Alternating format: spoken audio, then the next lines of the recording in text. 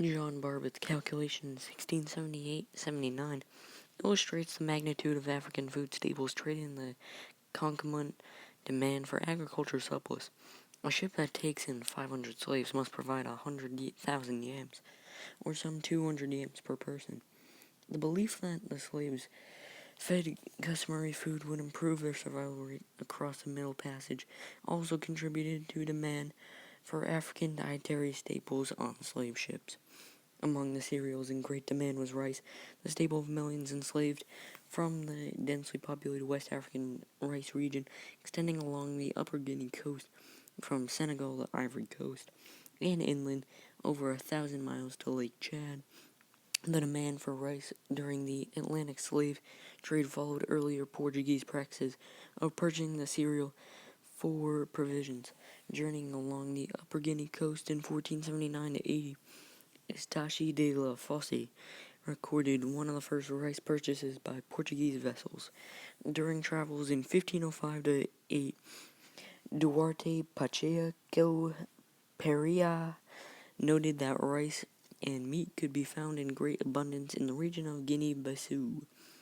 Valentin Ferdinand, a German who worked in Lisbon with early mariner account, mentioned an active food trade with the Gambian Mandinka.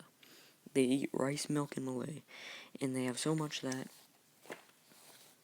they take it to sell in exchange also palm wine, oil, and meat and other foodstuffs. Because the Mandinka land is very rich in food. By the 16th century, Portuguese had established rice in the Cape Verde Islands just hundreds of miles off the coast from Senegal, where it was cultivated by slaves or originating from that region. African domesticates, including yam, sorghum, Malay, and cotton, were also grown.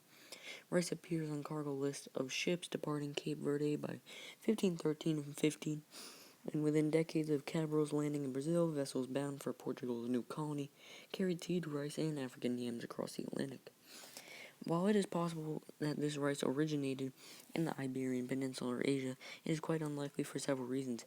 In the early 16th century, African surpluses for provision, Portuguese voyages to Asia had barely commenced, and ships relied upon African surpluses for provisions.